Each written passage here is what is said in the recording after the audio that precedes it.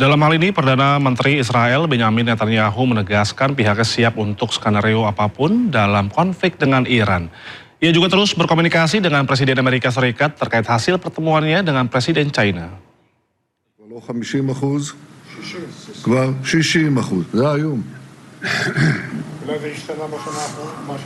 אנחנו לופתים את החמאס, אנחנו יודעים בדיוק מה המשימה שלנו, והמשימה שלנו היא אחת, להבטיח שעזה לא תהווה יותר איום על ישראל, וגם את המשימה הזו אנחנו מבצעים בעזרת חיילינו הגיבורים, הם באמת גיבורים. הם בלבנון, בעזה וגם בשמי טהרן. לוחמינו, טייסינו, הלוחמות שלנו והטייסות שלנו, גיבורים וגיבורות. איננו פתוחה גם לגבי איראן. אני אשוחח היום, כפי שאני עושה מדי כמה ימים, עם ידידנו הנשיא טראמפ, אשמע בוודאי רשמים על נסיעתו מסין, ואולי גם על דברים אחרים. בוודאי שיש הרבה אפשרויות, אנחנו ערוכים לכל תרחיש. Ya, pemirsa, Amerika Serikat dianggap gagal merayu Cina untuk bisa menekan Iran. Bahkan Menteri Luar Negeri Amerika Serikat mendorong agar Cina lebih aktif dalam amankan Selat Hormuz.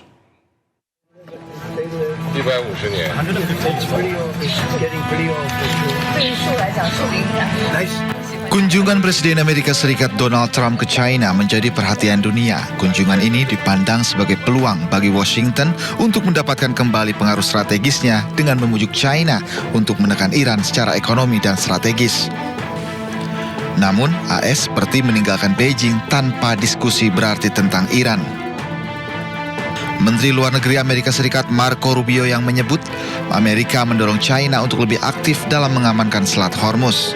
We've made the argument to the Chinese, and I hope it's compelling, and they'll have a chance to do something about it at the United Nations later this week when there's a resolution just condemning Iran on what they're doing with the Straits. Look, there's three things. The Chinese have ships stuck in the Persian Gulf because setting up a system that says we're going to let certain ships through but others not, it's easier said than done. So it's in their interest to resolve this. We hope to convince them to play a more active role in getting Iran to walk away from what they're doing now and trying to do now in the Persian Gulf. Peneliti Asia Middle East Center Pijaro Ghazali Idrus menilai Amerika Serikat gagal membujuk China untuk menekan Iran terkait perang di Timur Tengah. Kegagalan ini membuat Amerika Serikat menyiapkan operasi militer baru. Dan kemudian Donald Trump juga gagal menekan Cina untuk kemudian memaksa Iran membuka Selat Hormuz walaupun ada blokade Amerika Serikat. Karena Iran ini pinter. Dia sebelum pertemuan antara Cina dengan Trump, ya, Xi Jinping dengan Trump, Iran itu membuka Selat Hormuz bagi puluhan kapal-kapal Cina yang selama ini terdampar di Selat Hormuz. Itu dibuka. Hingga kemudian kan tidak lagi relevan kalau kemudian Trump mengatakan minta Xi Jinping untuk membuka Selat Hormuz. Xi Jinping bilang, loh itu sudah dibuka kok, Iran tidak menutup semuanya. Iran itu tetap memberikan kapal-kapal yang mau lewat di sana selama tidak memusuhi Iran. Diketahui Menteri Luar Negeri Iran Abbas Araghchi terlebih dahulu berkunjung ke China. Pertemuan tersebut salah satunya membicarakan penyelesaian perang antara Iran dengan Amerika Serikat dan Israel. Ya, pemirsa, berebut uranium dianggap menjadi pemicu meletusnya perang antara AS, Israel dan juga Iran. Tak heran, selain digunakan sebagai pembangkit listrik tenaga nuklir, uranium juga digunakan untuk senjata militer hingga keperluan medis.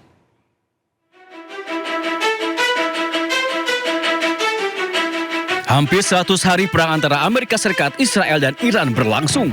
Salah satu pemicunya adalah keinginan Amerika Serikat dan Israel menguasai uranium yang dimiliki Iran.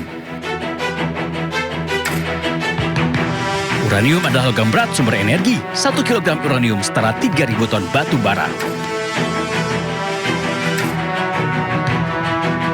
Sebagai negara dengan kekayaan alam yang melimpah, Iran diketahui memiliki cadangan uranium yang telah diperkaya hingga 60%. Level ini dianggap sangat sensitif, mendekati level 90% atau level tingkat senjata berbahaya. Tidak heran jika Amerika Serikat dan Israel berambisi menguasai uranium Iran. Sebagai sumber energi super besar, uranium memiliki banyak manfaat.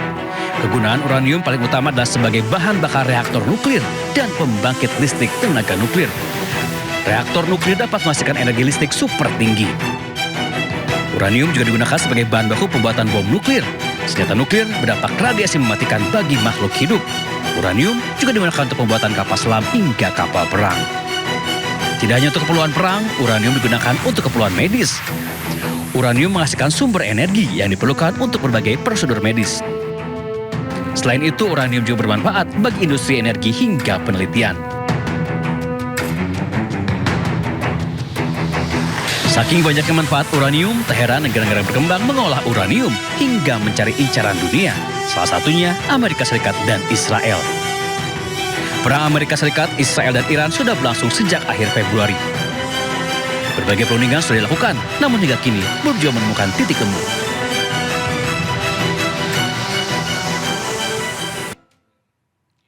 Ya pemirsa, Iran menyatakan siap membantu memulihkan stabilitas jalur energi dunia.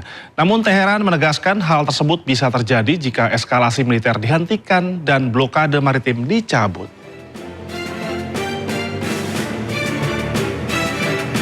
Televisi pemerintahan Iran menayangkan rekaman sejumlah kapal dan tanker yang bertahan di Selat Hormuz. Meski begitu, rekaman tersebut belum dapat dipastikan waktu dan lokasinya secara independen. Duta Besar Iran untuk PBB menyebut Iran siap membantu memulihkan keamanan dan lalu lintas kapal di Selat Hormuz. Namun Iran menegaskan hal itu hanya bisa terjadi jika serangan militer dan blokade laut dihentikan.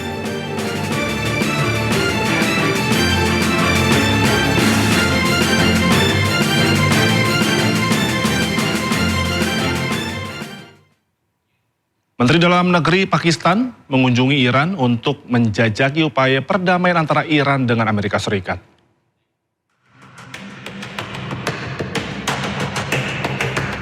Menteri Dalam Negeri Pakistan, Mohsin Naqvi, tiba di Teheran, Iran. Setibanya di bandara, Mendagri Pakistan langsung disambut oleh sejumlah menteri Iran. Mendagri Pakistan akan berada di Iran selama 2 hari, sebagai bagian dari upaya untuk memfasilitasi upaya perdamaian regional, utamanya dalam negosiasi damai antara Iran dengan Amerika Serikat.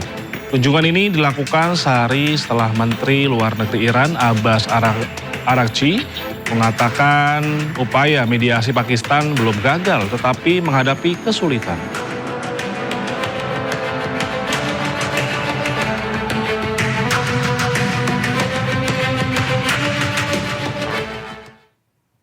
Hingga kini Iran menerima ribuan pengaduan dari organisasi masyarakat sipil terkait dugaan pelanggaran HAM yang dilakukan selama operasi militer gabungan AS Israel. Keluhan tersebut mencakup insiden sekolah, mina, dan menghancurkan warisan peradaban dan budaya Iran, Istana Golestan.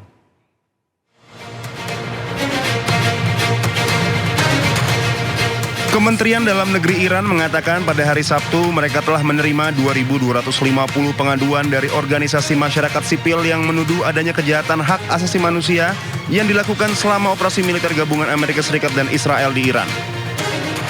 Juru bicara Kementerian Dalam Negeri Iran, Ali Zainifan, mengatakan keluhan tersebut mencakup insiden sekolah minab dan penghancuran warisan peradaban dan budaya Iran, Istana Golestan.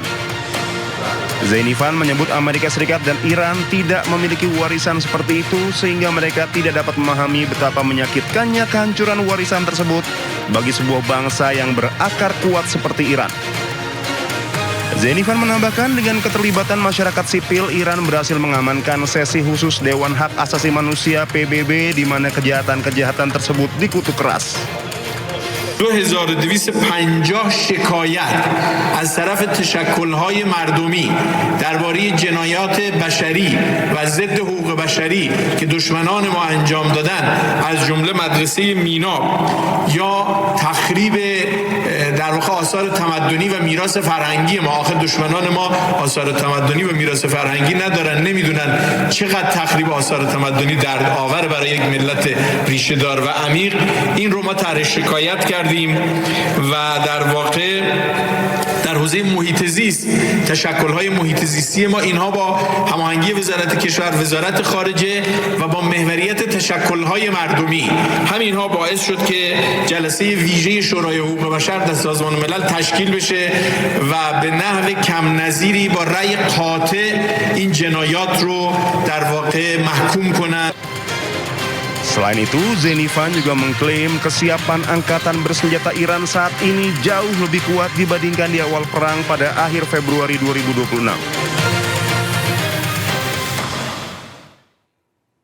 Ya pemirsa, selama ketegangan di Timur Tengah, sebanyak 39 pesawat militer Amerika Serikat dilaporkan hancur dan rusak selama perang melawan Iran. Salah satunya pesawat jet tempur canggih F-35. Data diungkap oleh Senat Partai Demokrat AS.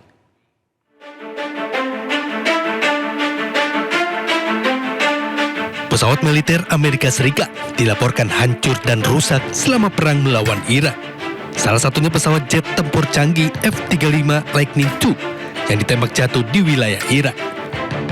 Selama pecahnya perang pada 28 Februari hingga 7 April, sebanyak 39 pesawat militer Amerika Serikat hancur dan 10 lainnya mengalami kerusakan dengan berbagai tingkat keparahan. Selain pesawat F-35 Lightning II, pesawat F-15 dan Thunderbolt milik AS ikut hancur ditembak jatuh militer Irak.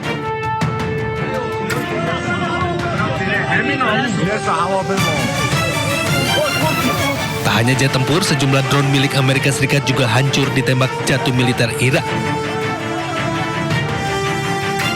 Data pesawat yang hancur dan rusak ini diungkap anggota Senat Amerika Serikat dari Partai Demokrat Eddie Cass.